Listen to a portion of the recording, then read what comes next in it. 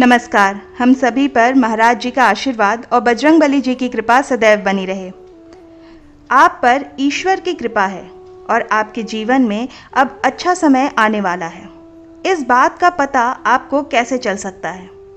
एक बात हम सभी अच्छे से जानते हैं कि जीवन मरण, सुख दुख, लाभ हानि, खुशियाँ गम जीवन के अभूतपूर्व अंग हैं।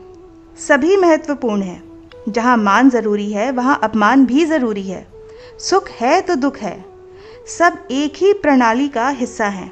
निश्चित तौर पे समय वो सबसे शक्तिशाली हथियार है जो एक चक्र की तरह चल रहा है और अंत में सुख और दुख सब तरीके के समय हम पर आने वाले हैं, कभी सकारात्मक कभी नकारात्मक।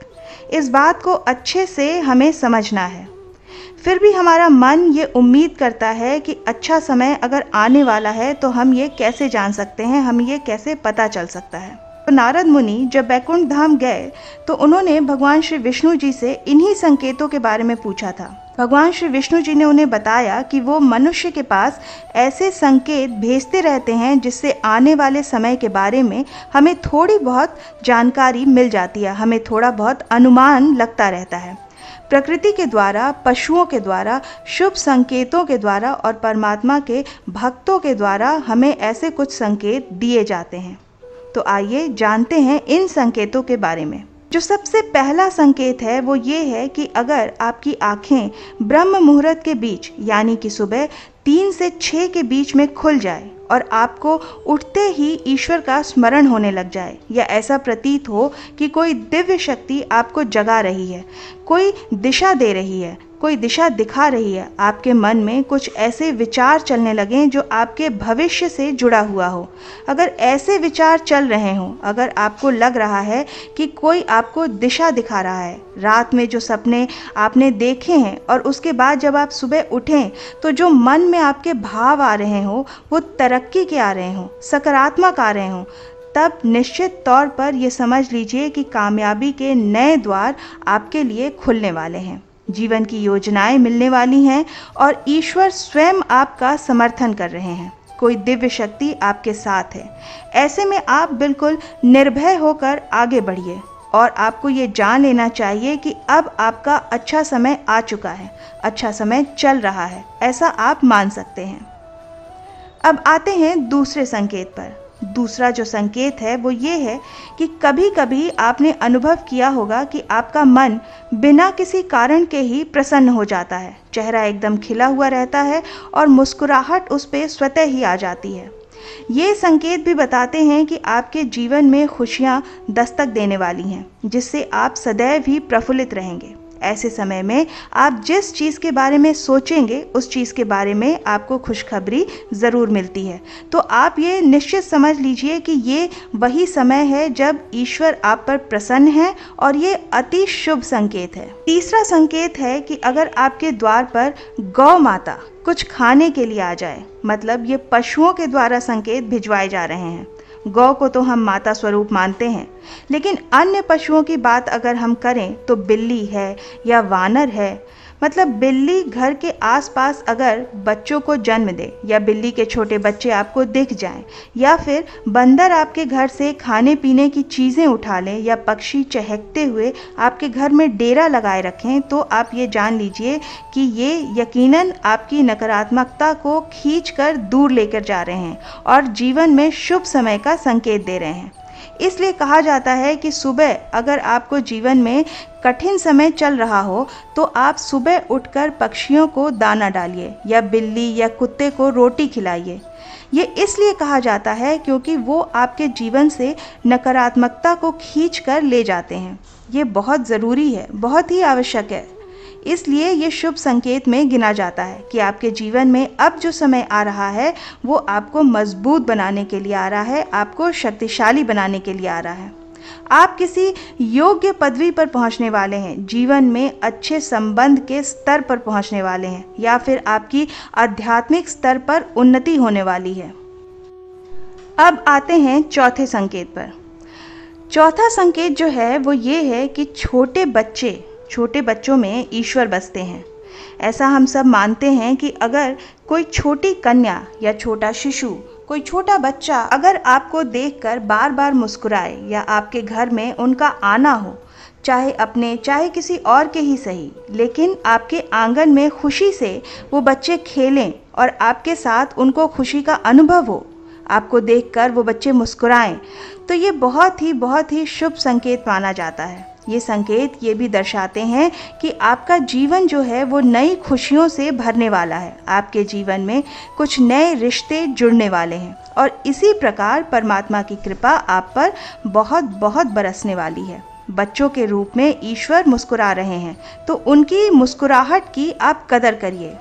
इसके बाद आता है पांचवा संकेत। पांचवा संकेत होता है कि काफ़ी समय से चल रहे जो खर्चे हैं या जो आने वाले संकट हैं वो अचानक आपके जीवन से समाप्त हो जाते हैं। मतलब ये लगे कि कोई संकट या कोई परेशानी चल रही थी या आने वाली थी और अचानक ही वो सुलझ गई। धन आने के जो द्वार बंद पड़े थे, अचानक से कहीं से थोड़ा पैसा आ जाए या कोई काम जो अटका पड़ा था वो अचानक से बनने लग जाए, तो भी समझ लीजिए कि अब बुरा वक्त समाप्त होने वाला है और आपके घर में धन का आगमन होने वाला है। माँ लक्ष्मी आने वाली हैं और चीज़ें धीरे धीरे सकारात्मक होनी शुरू हो जाएंगी। ये स्पष्ट संकेत होता है कि चीज़ें अपने आप ही एक समय के बाद बदलनी शुरू हो जाती हैं। जाहिर सी बात है कि उसके लिए आपके ऊपर ईश्वर की कृपा का होना सबसे आवश्यक होता है। इसके बाद आता है छठा संकेत। तो जो छठा संकेत है वो ये है कि पूजा की थाली में फूल, माला या चंदन का गिर जाना, जैसे कि भगवान की मूर्ति पर से फूल की माला का गिरना या फूल का गिर जाना भगवान की मूर्ति से, या जो जोत बनती है उसमें कभी कभी फूल जैसा आकार बन जाता है। ये आपको ऐसा प्रतीत होता है कि जैसे भगवान आपको देखकर मुस्कुरा रहे हैं। भगवान की मूर्ति में आपको उनकी मुस्कुराहट की या उनकी प्रसन्नता के दर्शन होते हैं। या फिर घर में कोई प्रिय अतिथि का आगमन हो रहा है, घर में चांदी या सोने का किसी रूप से आगमन हो रहा है, या स्त्रियों का बायां अंग या फिर पुरुषों का दाहिनी तरफ के अंगों का फड़कना, ये भी बहुत शुभ माना जाता है। इसका मतलब यही है कि ये प्रकृति आपको संकेत दे रही है कि आपका मुश्किल समय अब समाप्त हो चुका है और शुभ समय आपके जीवन में आ रहा है। तो जीवन में एक खुशी, एक प्रसन्नता, एक सकारात्मक ऊर्जा प्रवेश कर जाती है और ये बहुत ही ज़्यादा शुभ होता है। अब आते हैं सातवें संकेत पर। सातवां संकेत है कि अगर आप सुबह सुबह किसी शुभ कार्य के लिए घर से निकलें और आपको गौ माता के दर्शन हो जाएं, किसी साधु संत के दर्शन हो जाएं, परमात्मा के किसी भक्त के दर्शन हो जाएं, किसी पुजारी से आपको आशीर्वाद मिल जाए, मतलब जो भी परमात्मा से जुड़े हुए व्यक्ति हैं उनका आशीर्वाद मिल जाए, तो ये भी अति शुभ संकेत माना जाता है। इसलिए जब भी आप घर से निकलें तो अपने बड़ों का आशीर्वाद लेकर के ही निकलें। ये बहुत ही शुभ होता है। ऐसा होना ही चाहिए कि हम घर से उनका आशीर्वाद लेकर ही निकलें। उसके बाद आप जीवन में कोई भी कार्य करेंगे तो आप देखेंगे कि आपके कार्य बनने में कभी देर नहीं लगेगी। इसलिए जिस काम के लिए भी आप निकले हैं उसमें आपको सफलता मिलेगी ही मिलेगी। तो इसी तरह आठवां संकेत है कि कभी आपको रास्ते में कोई सिक्का मिल जाए या नोट मिल जाए या कहीं कोई पैसा गिरा हुआ मिल जाए, तो निश्चित ही ये एक संकेत होता है कि आपके जीवन में धन आने वाला है या कहीं अटका हुआ पैसा आपको वापस मिलने वाला है। तो जो भी होगा उससे आपकी आर्थिक स्थिति और मजबूत होगी और धन के आगमन का ये संकेत होता है। ये प्रकृति की तरफ से बहुत ही शुभ, बहुत ही उत्तम संकेत है आपके लिए। इसका मतलब ये बिल्कुल पक्का है कि आपके ईश्वर, आपके इष्ट आपके साथ हैं। आपको जीवन में ये बात याद दिलाई जा रही है कि आपका जो लक्ष्य है, जो आपका गंतव्य है, वो आप भूलिए मत और निरंतर उसको पाने के लिए आप प्रयासरत रहिए। इस तरीके से ये संकेत कहें या ईश्वर का कोई इशारा समझ लें, इसका मतलब होता है कि आपके साथ परमात्मा के दिव्य शक्ति मौजूद है। आप जहाँ भी जाएंगे, जो भी आप करेंगे, आपके साथ दिव्य संकेत चलते रहते हैं। ऐसा समय जब आता है आप ईश्वर के प्रति समर्पित हो जाते हैं और हर वक्त आपको उनके साथ का अनुभव होता है। और इससे ज़्यादा मनुष्य को और क्या चाहिए, यही सबसे बड़ी बात है। तो वो जो खुशी है वो सबसे अद्भुत होती है।